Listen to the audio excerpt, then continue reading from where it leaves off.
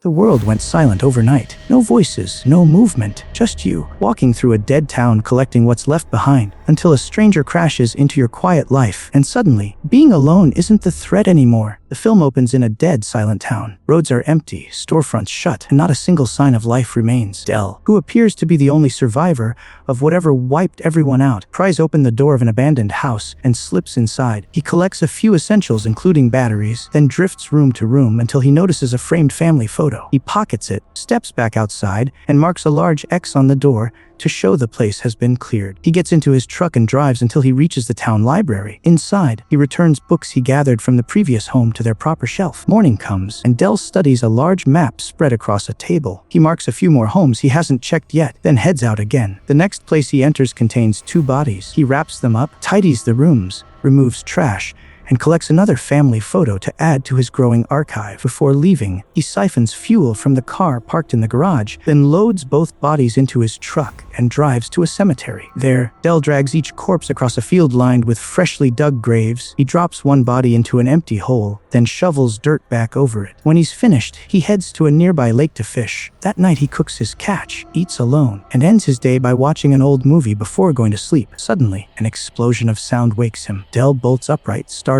and peers through the window. Fireworks bloom in the sky. He stares, stunned. At sunrise, he heads toward the direction he saw the bursts of light. He finds a crashed car, hood steaming. Inside, he discovers a woman unconscious in the driver's seat with scattered belongings, including a gun.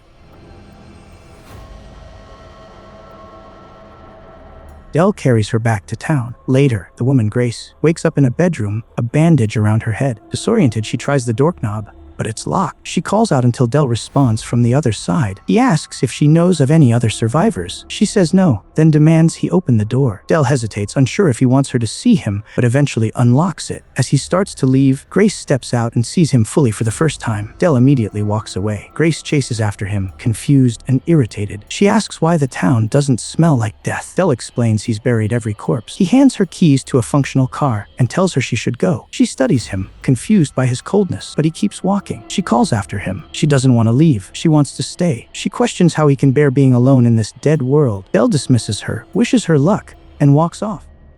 So you're telling me you're just totally fine with letting the human race go extinct? Good luck.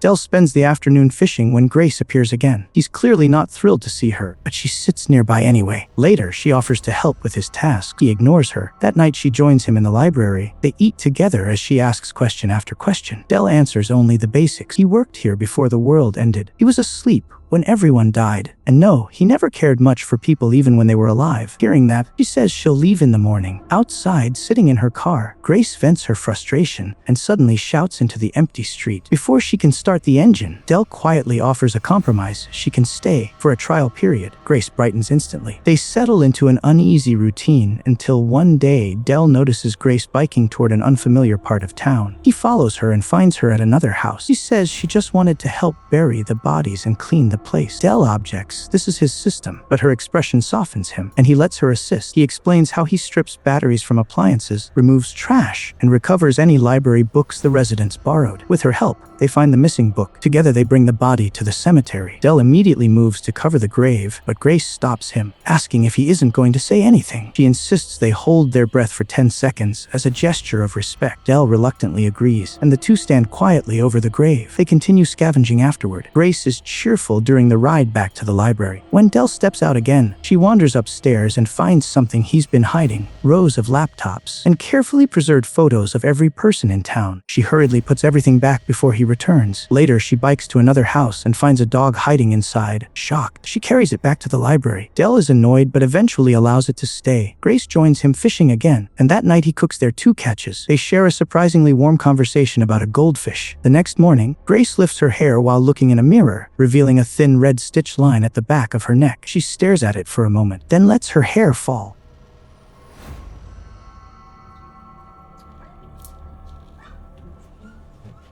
When she later finds the dog chewing pages from a library book, she panics, trying to clean up the damage. Dell sees the mess and snaps, demanding she give him the dog. The dog bites him instead, and Dell storms away. That night, while he struggles to stitch up his injured hand, Grace comes over and quietly helps him. He thanks her. At dawn, Del steps outside to relieve himself and sees the dog sitting at the doorway. He glares at it with cold resentment. A bit later, Grace wakes him, saying the dog is missing. During their search, she insists she tied the dog's leash securely. Del finally admits, flatly, that he let it out. Grace looks crushed. Back at the library, furious and hurt, Grace downs several drinks. Then she confronts Del, slamming down the photos she found earlier. She shouts that the people he buried were human beings, not objects. He had no one, but she had people. She angrily tells him how her parents died before throwing every photograph at him and storming off. The next morning, Del forces himself to face her after the ugly argument. He finds her belongings packed on a table, her family photo tucked between the pages of a book. When Grace walks out and sees him there, she's startled. Del quietly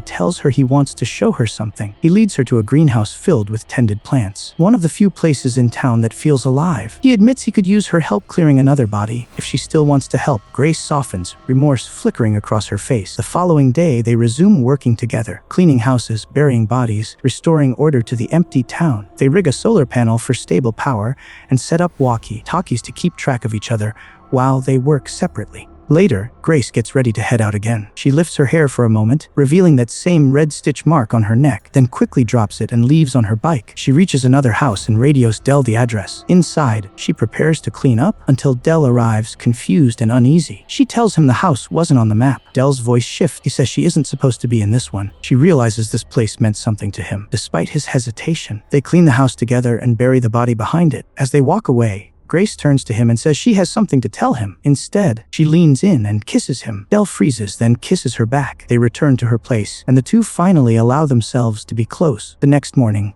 Del wakes alone. Lauder echoes downstairs. Alarmed, he reaches for Grace's gun and heads toward the noise. At the table sit two strangers, a man named Patrick and a woman named Violet. Grace looks tense, almost afraid. The strangers claim to be her parents. They look perfectly healthy, confident, and very much alive, contradicting everything Grace ever told him. Grace's eyes plead silently. Patrick explains that Grace ran away from home and that there are thousands of survivors where they live. Del just stares at her, betrayed and stunned. Without a word, he walks out the door. Grace chases after him, begging him not to leave. She says she was with them when she reached California, and he doesn't understand what they're doing to her.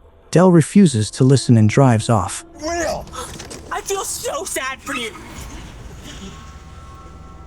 Later, Violet approaches Grace gently, saying she only wants her daughter home and that they should reunite as a real family. At the same time, Patrick visits Del at his truck. He asks for an audiobook for their long trip back and casually invites Del to come with them. He claims they have doctors studying the human mind. Del wants no part of it. Patrick writes down an address anyway and leaves. Grace sits in the back of their car, terrified. As Patrick drives, Violet turns her head just enough for us to see the same stitched mark on her neck as Grace. Back in town, Del tries to return to routine, but the loneliness hits him harder than before. Eventually, he rips apart the library searching for the address Patrick gave him. Once he finds it, Del packs up and begins a long journey west. He switches cars multiple times, sleeps on roadside patches, and drives for days. He finally reaches the California address, an upscale home glowing with warm lights. He watches from a distance until the house goes dark. When all is quiet, he approaches. Violet sees him through a window but says nothing to Patrick. After they sleep, Del breaks in with a gun. Deeper inside, he finds Grace unconscious, hooked up to numerous wires and machines. A stitch on her neck is visible. Horrified, he apologizes and unplugs everything keeping her restrained. The next morning, they meet Patrick in the driveway as he loads the car. He's stunned to see Del alive and demands they talk. As he begins describing the process in detail, he claims he's removing people's painful memories so they can live without grief or guilt. Grace suddenly appears and shoots him.